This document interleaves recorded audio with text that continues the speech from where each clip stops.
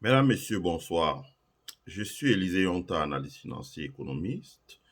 Je suis amené à faire cette vidéo pour répondre à un des plus grands médias de notre pays sur les questions concernant la promulgation du code minier au Cameroun.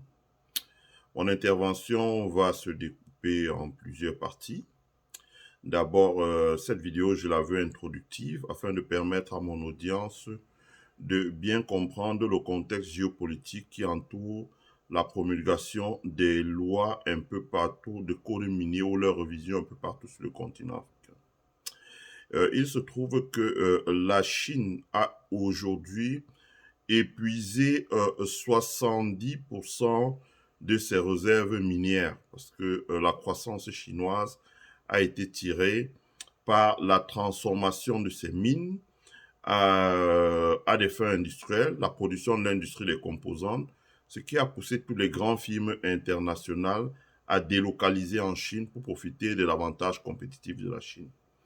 L'exploitation intensive de ces mines, d'abord à des fins de transformation, et puis ensuite la fabrication de composants, donc ce qu'on appelle la consommation intermédiaire, et enfin la fabrication de produits finis, a amené la Chine à épuiser 70% de ses réserves. À partir du moment où 70% de ses réserves sont épuisées, les États-Unis notamment en tête en ont profité pour commencer à relocaliser progressivement sur leur territoire et au Canada. C'est pour ça qu'il y a une grosse émigration de l'Afrique vers le Canada. L'ensemble des activités industrielles, un certain nombre d'activités industrielles de ce qu'on va appeler demain l'économie verte, la voiture électrique, la batterie au lithium, etc. Dans ce contexte, les Américains ont ressorti les vieilles cartes qui gouvernaient le monde au début du millénaire dernier. Et ils ont compris que l'Afrique disposait des ressources où le commerce se faisait sur les rives du fleuve Niger et sur les rives du fleuve Congo. La Chine a fait pareil. La Chine s'est donc engagée avec trois pays principalement en Afrique, avec l'Afrique du Sud, avec la République démocratique du Congo, donc sur les rives du fleuve Congo, et enfin avec la Guinée, donc sur les rives du fleuve Niger.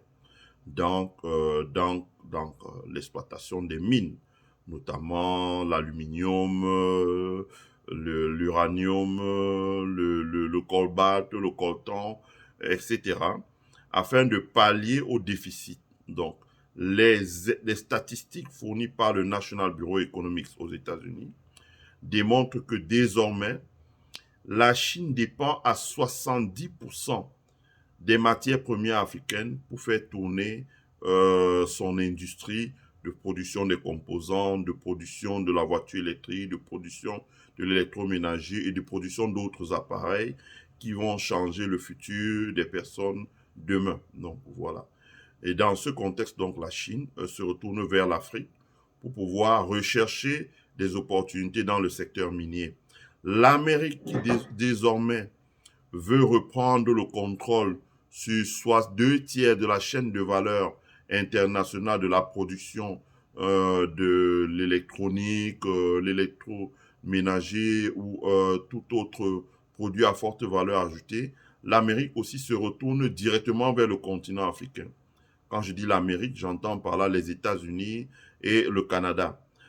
La Russie aussi se retourne vers le continent africain avec comme allié la Turquie pour pouvoir avoir accès aux ressources, bien qu'elle ait ses propres réserves, mais elle a appris de ce qui s'est passé en Chine pour pouvoir avoir ses propres ressources. Donc dans ce contexte, sur le continent africain, foisonne donc une révision des codes miniers afin de pouvoir permettre à ces acteurs extérieurs de rentrer dans notre marché. Donc, je répondrai aux questions qui m'ont été soumises dans le but d'expliquer pourquoi les réformes des codes miniers n'apporteront rien à notre économie. Voilà.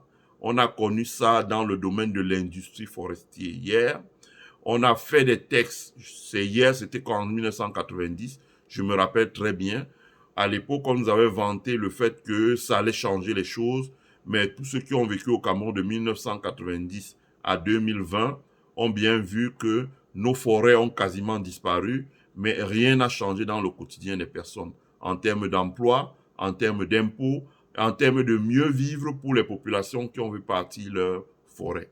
Donc, c'est pour éviter cet écueil que je répondrai aux questions qui m'ont été soumises, afin d'éclairer la lanterne de nos téléspectateurs, nos auditeurs et toutes les personnes qui nous suivent au quotidien sur toutes les plateformes où nous avons la possibilité de nous exprimer.